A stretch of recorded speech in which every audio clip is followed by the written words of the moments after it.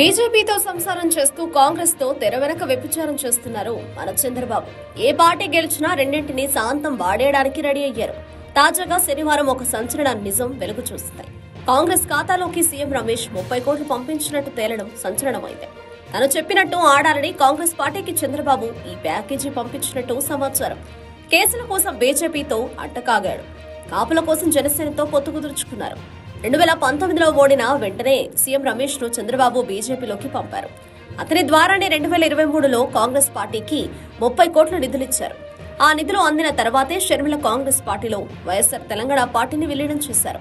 ఆ తర్వాత AP PCC chief గా నియమితులయ్యారు. అక్కడి నుంచి ఆమె జగన్ ను టార్గెట్ చేస్తూ విమర్శలు మొదలు పెట్టారు. ఇప్పుడు కడపలో పోటీ కూడా అందులో భాగమే.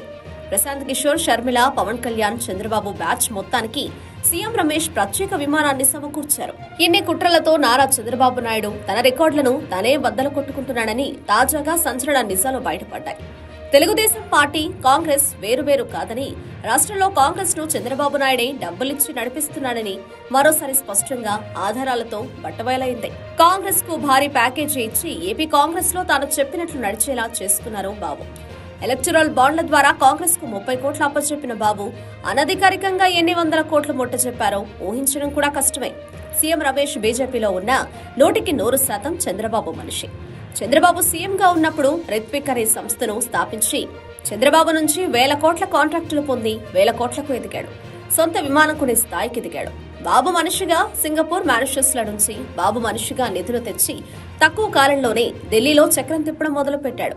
బీజేపీలో ఉంటూనే ఢిల్లీ లాబీల్లో నారావారి ప్రయోజనాలు చక్కబెట్టడం ప్రారంభించారు సీఎం రమేష్. అందుకే కాంగ్రెస్ కు బాబు తరపున 30 కోట్లు పంపించారు. వాస్తవానికి ఎన్నికల సమయంలో ఇలాంటివి సర్వసాధారణమైనప్పటికీ, పైగా ఏపీలో ఇవి మామూలే అయినప్పటికీ మీడియాలో రాసిన కథనం సంచలనమైంది.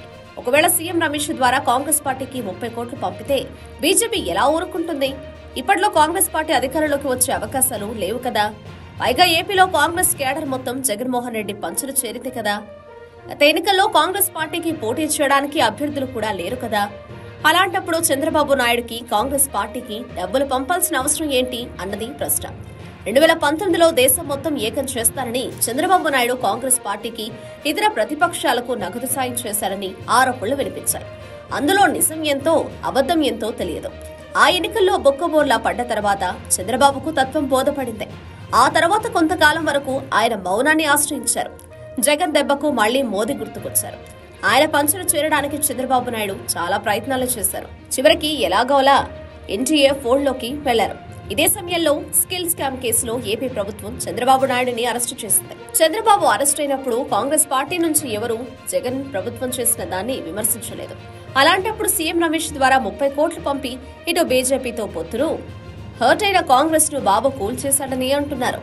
చంద్రబాబు కాంగ్రెస్ తో చేరడానికి తెర వెనక ప్రయత్నాలు చేస్తున్నారు. సీఎం రమేష్ పూర్తి స్థాయి రాజకీయ నాయకుడు కాదు కదా.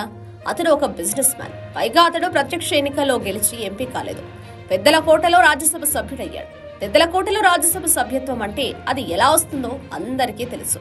దాన్ని కొనుక్కున్న వ్యక్తి ఒక రాజకీయ పార్టీకి 30 కోట్లు ఇవ్వలేడా?